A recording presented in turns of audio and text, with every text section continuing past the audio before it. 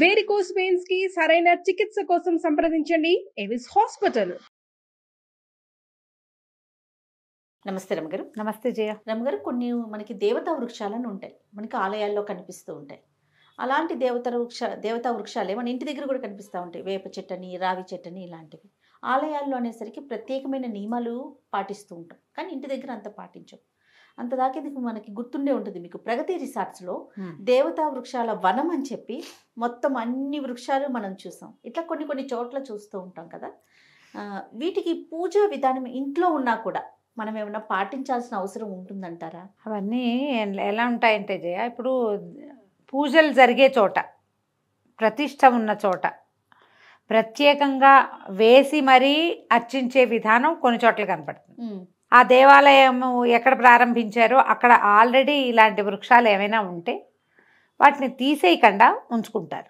సాధారణంగా దేవతా వృక్షాలు అంటే మనకి సమీపంలో కనపడేవి ఏంటంటే రావి, వేప రెండు కలిసి ఉన్నా కూడా, తర్వాత మర్రి, జువ్వి, మేడి, మద్ది, ఇవన్నీ కూడా దైవతాంశ కలిగిన వృక్షాలుగా చెప్పబడతాయి. ఉసిరి చెట్టు ఒకటి మనకు ప్రత్యేకంగా కనిపిస్తుంది. ఉసిరి మన జమ్మి ఇళ్లలో పెట్టుకుంటాం ఉసిరి, కానీ ఈ జమ్మెని కానీ, మారేడని కానీ, మర్రి కానీ, వేప, రావి, జువ్వి వీటిని ఇళ్లలోకి పెరగనివ్వరు చేయ. ఎందుకంటే అవి ఇళ్ళని పడేస్తాయి. అవును, వేర్లు పెద్ద చెట్లు అయిపోతాయి, అతి నీడ వస్తుంది, వాటి నీడను వేరే చెట్లు రావు. వాకిళ్లల్లో వేసుకుంటారు. వాకిళ్లల్లో వేయబడేవి సాధారణంగా ఏం కనపడతాయి? వేప, మామిడి, అంతే తప్పిస్తే ఈ మర్రి చెట్టు వాకిట ఉంటే సరే నేను ఏం ఒప్పుకోరమ్మా. మర్రి చెట్టుకి విస్తరించే గుణం ఉంది కదా, వేప కూడా విస్తరించే గుణమే ఉంటుంది. పర్వాలేదు, ఏదో ఒక చెట్టుగా ఆ మాత్రంగానే ఉంటుంది, మంచిదని. ఇప్పుడు రావి అనుకో, రావి చెట్టు అసలు ఎంత గోడనైనా పగలు తీసేస్తుంది దాని వేరు. ఇలాగే జరుగుతుంది. కానీ అవి దైవ వృక్షాలు అన్నది నిర్వివాదాంశం జరిగేదే, అది కాదని మనం అనడానికి వీల్లేదు. ఇళ్లలో వాటిని ఉంచుకుని పెంచుకుని వాటిని దేవాలయాల్లో పాటించే విధి విధానాలే ఇళ్లల్లో కూడా పాటించేది మనం చూడం. అలా జరగదు. వాకిట్లో వేప చెట్టు ఉంటే దానికి చీర కడతామా మనం?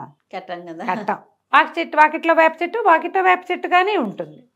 మర్రి చెట్టు కనపడితే తీసేస్తారు, తీసేయాలి. కొంచెం వాకిళ్ళలో ఉంటే ఇప్పుడు పూజనీయమని పాలు పోయిండి అని, అది పోయిండి అని, ఇది పోయిండి అని ముట్టుకోండి, ఏమిటేమిటేమిటో సోషల్ మీడియా వల్ల ఇంకా విపరీతంగా తెలుస్తున్నాయి. దీనికి మనం పవిత్ర స్థలాలలో ఉంటే గనక వాటిని ప్రత్యేకంగా మనం కాపాడగలుగుతాము. మన పూజా విధానం అవి కూడా సుసంపన్నం అవుతాయి సరిగ్గా. ఏదో ఒక సందులో మొలిచేస్తాయి రావి చెట్లు, కాకులు, పక్షులు రావి పళ్ళు తిని వాటి విసర్జకాల వల్ల వస్తాయి. వేప కూడా అంతే. ఈ పెద్ద పెద్ద మహావృక్షాలు ఎవరు పాతి పెడతారు? ఓ చెట్టు మించి ఇంకో చెట్టు మీదకి తిరిగే పక్షులు అవి తిని కొన్నిసార్లు జంతువుల వల్ల కూడా బయటికి వెళ్ళిపోతాయి. అవి ఎక్కడెక్కడికో వెళ్ళి అక్కడ విసర్జించబడి క్రమంగా మొక్క వస్తుంది. నువ్వు చూడు, పెద్ద ఫ్లైఓవర్లలో కూడా అక్కడక్కడ రావి చెట్లు కనపడతాయి. ఇలాగే వస్తాయి. మనం అక్కడ పెంచి పోషించి పూజ చేయం కదా, చేయలేంగా, తీసేస్తాము. అలా తీసేపోతే మొత్తం ఊరంతా రావి చెట్లే ఉంటాయి. అవును, ప్రత్యేకంగా పూజించే విధానము కనపడుతుంది. వేప వల్ల ఉపయోగాలు అంటే మనం ఆల్రెడీ వందలు ఉన్నాయి. వేప వల్ల ఎన్ని ఆరోగ్య నిధి వేప చెట్టు.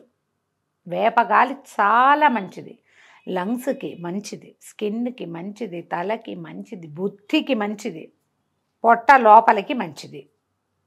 వాకిట్లో ఉంచుకోవచ్చు. వాటితోటి క్రిమిసంహారిణిగా పనిచేస్తుంది వేప. బేసిక్గా ఆ వేప చిగుళ్ళు కోసి కొంచెం అంత బెల్లం వేసి గ్రైండ్ చేసేసి దంచేస్తే చిన్న చిన్న ఉండలు కడితే పొట్టలో ఉన్న పారసైట్స్ ఉంటాయి, పాములు పోతాయి నిశ్శేషంగా. వేప పూత, సంవత్సరం అంతా వేపపూత మనం ఇప్పుడు ఎండబెట్టి అట్ట పెట్టుకుని ఏడాదంతా ప్రతి నెల ఋతువు మారినప్పుడల్లా అంత వేపపూత నేతిలో వేయించుకుని కొంచెం జీలకర్ర వేసి ఓ చిటికెడు ఇంగు వేసి కాస్త ఉప్పు వేసుకుని అన్నంలో కలుపుతుంది. చేదుగానే ఉంటుంది, చేదు కాకపోవటమే ఉండదు, కానీ పొట్టలో వచ్చే పురుగుల్ని, కొత్తగా వచ్చే అనారోగ్యాలని తగ్గిస్తుంది.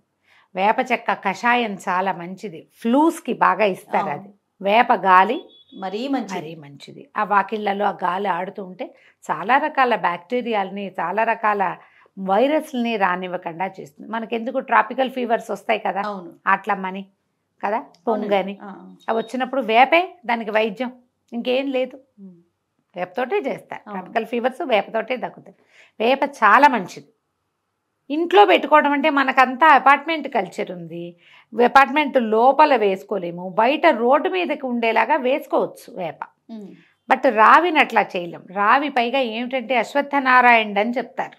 రావి విష్ణు స్వరూపం, అందుకని అది దేవాలయంలో ఉంటే పూజార్హత కలిగిన వృక్షం కాబట్టి మనం అక్కడ ఏదైనా పూజ చేసుకోవచ్చు. ఈ రావితోటి కూడా చాలా ప్రత్యేకమైన లక్షణాలు ఉన్నాయి జయ. రావికి సంతానాన్ని కలిగించే లక్షణం ఉంది. అందుకే దేవాలయాల్లో రావి చెట్టు చుట్టూ ప్రదక్షిణాలు చేస్తారు. ఆ రావి చెట్టు చుట్టూ ప్రదక్షిణ చేస్తే అది స్త్రీ అవయవాల లోపల ఉన్నటువంటి యూటరస్కి వాటికి హెల్ప్ చేస్తుంది. దాని చుట్టూతా ఆ తిరగటం వల్ల దాని లోపల నుంచి వచ్చేటువంటి ఆ జీవశక్తి ఈ గర్భానికి కారణం అవుతుంది.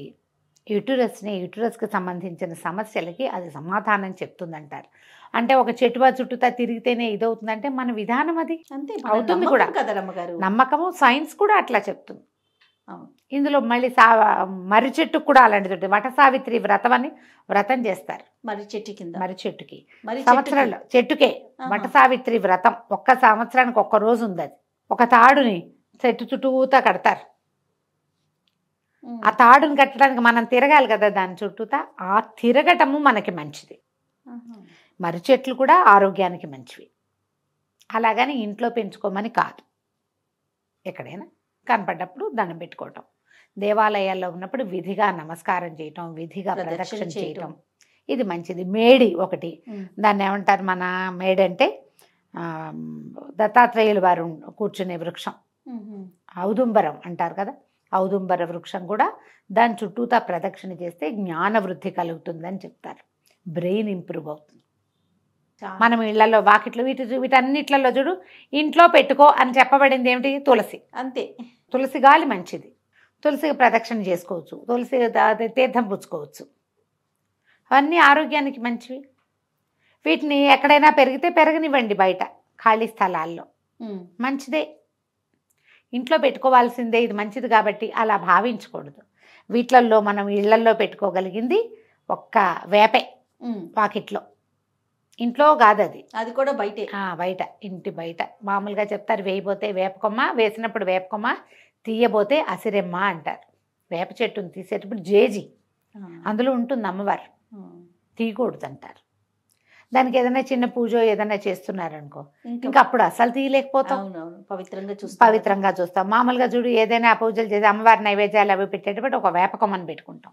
ఆమెకి ప్రతిగా ఈ మన గ్రామశక్తులు ఉంటాయి కదా, ఆ గ్రామదేవతలు, వారిని వేపకొమ్మలో చూసుకుంటాం. అవును, మంచి మాటే, కానీ ఇదే ఆలోచనగా చేయక్కర్లేదు.